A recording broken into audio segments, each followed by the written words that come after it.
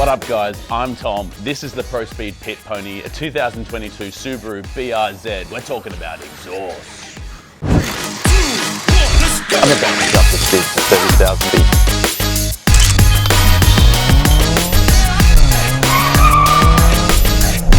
Today, we're talking about speed and power. Why? Because we're talking about exhaust, man. And at the end of this episode, I'm gonna let you know whether or not installing this Catback was worth it. It's like the mating call of every single car ever.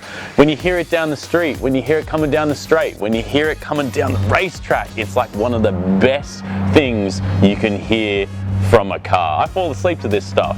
So why and what are we putting on the car today? Well, we're going to be ripping out the stock Subaru BRZ exhaust, and we're going to be installing a really sick Nvidia R400 stainless steel exhaust, which is going to sound pretty mean.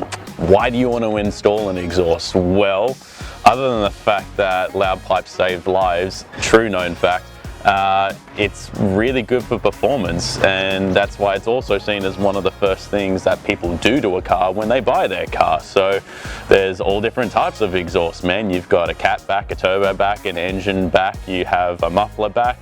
There's all sorts of different shapes and sizes that they come in too, be it 2-inch, 2.5, 2.25, 3. And how do you even know what one is right for your platform? Man, I'm going to tell you every single one of those things in this video today so that you can get the right exhaust for your platform.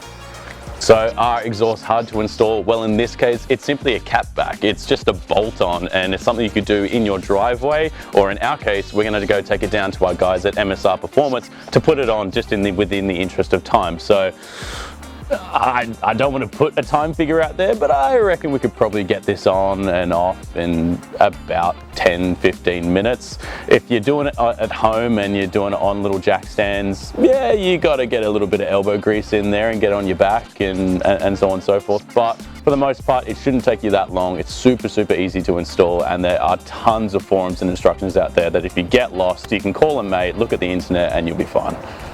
So what exhaust are we installing today? Well, we have a pretty sick present in here from our friends from Invidia, and we stock a massive supply of this at Pro Speed Racing, which is maybe the warehouse, which is just over there.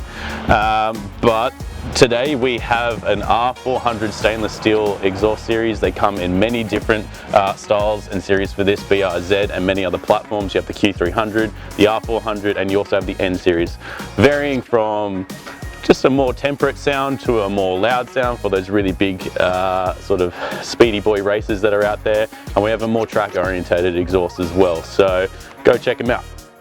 Let's do it. This is like what the equivalent of Christmas is like.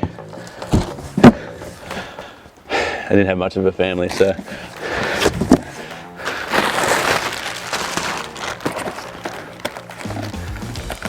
nice. Got our little tips in here. Have the midsection of this exhaust, which is pretty sick. So this is how it's meant to go, man. Like, give me a car. Give me any car. Ready?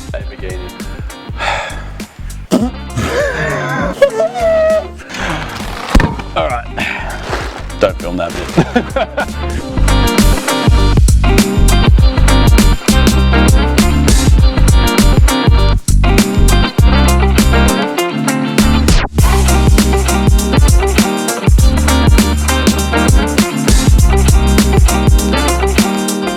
Stock part off. Is it bad? Well, to be honest, man, it's not really that bad at all. If we had to compare a performance exhaust like the Nvidia R400 to this, it's kind of like an unfair battle. You've got to remember that when cars come off the lot, out of the factory, they're trying to hit a perfect balance, with like a little triangle, if you can imagine, between performance, sound, and safety. So I think they do a really, really good job. The engineers at those places like Subaru, for example, do a really, really good job of providing functionality and long-lasting gear. And right now, this has no rust. It is relatively new. It's from 2022, and it does the job. It just doesn't sound great, and that's not what we're going for over here at Pro Speed Racing. So it's got to go. Listen to the pulls, man. Ready?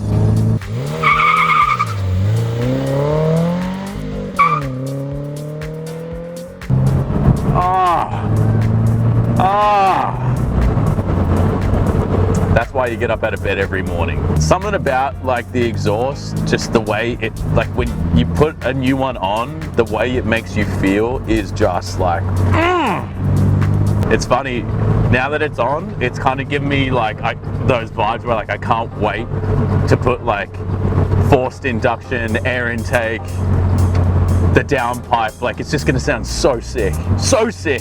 It's not too obnoxious.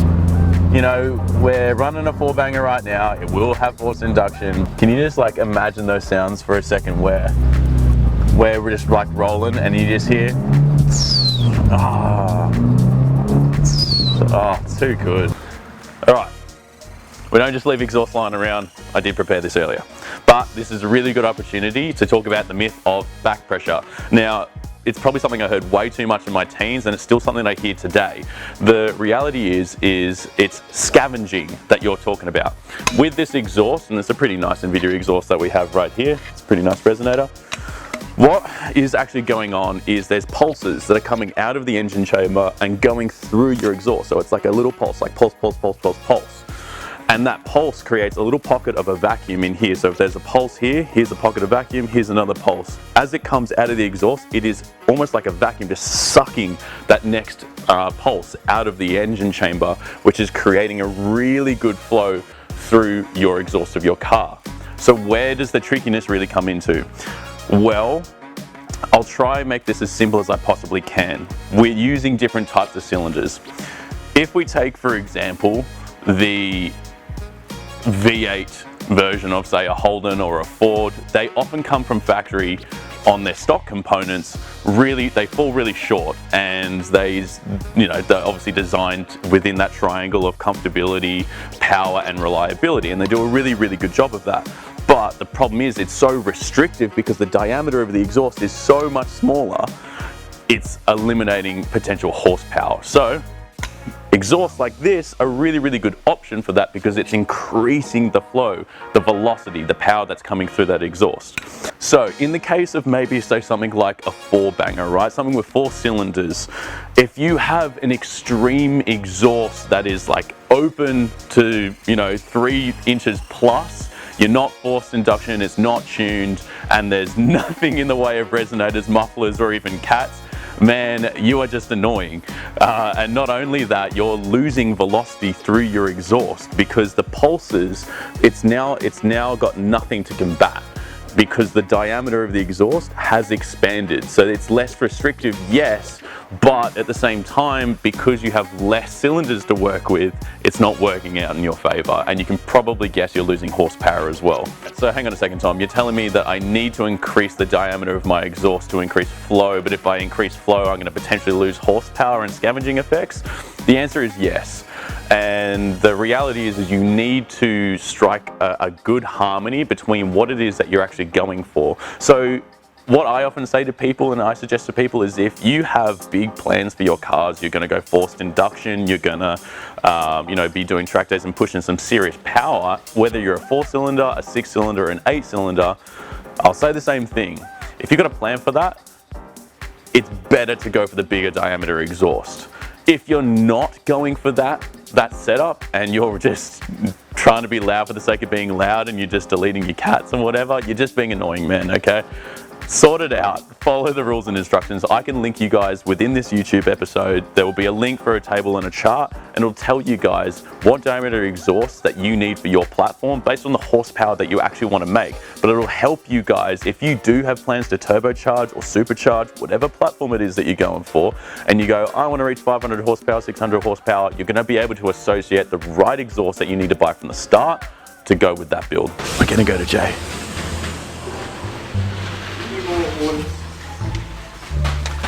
Why is it so important to put an exhaust on a car? Sounds good. There you go, you heard it here first. So the real question is, do you gain more horsepower from a Catback exhaust? And the answer is, nah, not really. You can go ahead and install one and tune it, and you might gain like 3, maybe 5 horsepower, but you're not just gonna throw a Catback on and then just go to the workshop and start dynoing your car. With the Catback that we're going for on our BRZ Pit Pony, we need a bigger increased diameter and flow because we're going forced induction. We're going to track nights, that's what it's used for. It's a fun daily driver that we're taking to the track. So what are the pros to installing a Catback exhaust on your car? Well, the first one, airflow is better. So you're decreasing restriction through the piping of your exhaust, so those little pulses that come out. There's more noise than stock, and as we all know, loud pipes save lives. True words have been said. If the design and I suppose setup and engineering of your piping is of really high quality grade steel and fabricated in such a way, it can really change the mating call of your car. It can sound really aggressive sometimes. If you're just slapping stuff on, you're going to be a little bit it's going to be a little bit hairy. You might get a little bit of flapping noises, and it's not something that you really want. In the case of, I suppose, Invidia, we're using the highest grade quality steel that we can possibly get our hands on to make these so good. And that probably goes without saying that Nvidia's lifetime warranty for all of their exhausts, so long as you don't modify them and cut them up and do dumb stuff with them, that's a lifetime guarantee for these things. So that's why we rep it so hard here at Pro Speed Racing. If you want to get your hands on an Nvidia exhaust, you can do. We're sitting in the workshop, as you can see right here. So what are the cons? What are the cons to doing a Catback exhaust? Well, sometimes they're expensive. As we went through on our tier list, you've got essentially 3 tiers roughly, some on the cheaper side, then there's a middle tier, which is, roughly your 1,500 plus for your Catback exhaust, and then you got exhaust that just cost thousands of dollars. Well, why? It all really depends on your platform, and you've got to do the research to find that out. Drone. Who loves drone? The ferals do. Ferals love drone, but in the most case for daily drivers, drone is horrible. In the case of Invidia, again, this is why the shape and design is set up exactly the way it is with our resonators and with our mufflers. There are different sizes, lengths. It's a video that I actually did on an Instagram page. If you want to go check that out on Nvidia, on the Nvidia Exhaust Instagram page, you can see the video I did explaining the differences between the resonator sizes. At the end of the day, if you're going to be deleting things out of your exhaust, again, you're eliminating that lifetime warranty, and secondly, man, you're just being loud for the sake of being loud, and unless you've got a superior track car that needs to be fully straight through and is engineered and set up the way it's meant to be set up, that's the only case you should be running catless and de-resonated and de-muffled exhaust cars. So stick with the program. Why is it so important to put a performance exhaust on your car? For the performance.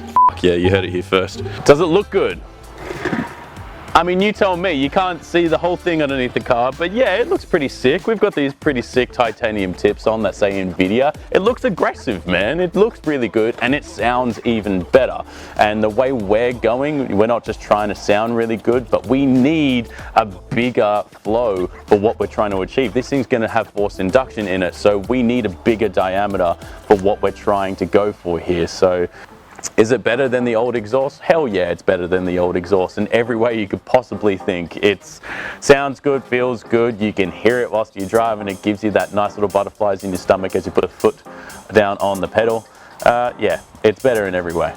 Was it easy to install? Well, yeah. I didn't really have a helping hand in this. We luckily had our guys down at MSR Performance fitting and installing this good old Tomo out there. Is this expensive? Well, in most cases, no, Catbacks aren't really that expensive. It depends on what you're going for. There's a lot of different brands out there, and I kind of put it down into 3 different tiers. You've got your real sort of cheap tier, which you could probably find for roughly, $500, $800 off Facebook Marketplace, or even some shops from factory. But you've got the second tier, which probably leads you into the 4-digit figures of of 1,000 and above, and then you've got your premium tier. Now, it's all a big debate as to who's in the premium tier, but in our case, we'd like to think Nvidia is a really, really good brand for what it is that we're trying to achieve and what it is that we're trying to do, and it suits most platforms that are out there. So, you know, we're not trying to put this on a Lamborghini, we're putting it on our Pit Pony. So, read the forums, ask people, and you can get a pretty good guess as to whether or not the exhaust is right for you. So how would we rate this out of 5 stars? Well, was it easier to install? Yes, it was. Was it expensive? No, not really. This thing retails for about, I think, $1,400.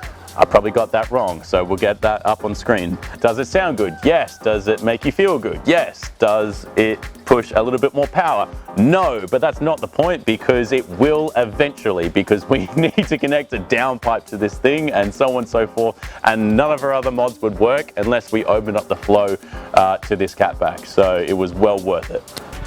I hope you guys found this video really helpful. We're learning a lot from these episodes. They're going to be launching every single Friday. If you want to join us on our drive to SubiNats journey over the next 8 weeks in the lead up to SubiNats 2023, we are going to be there. This car is going to be there.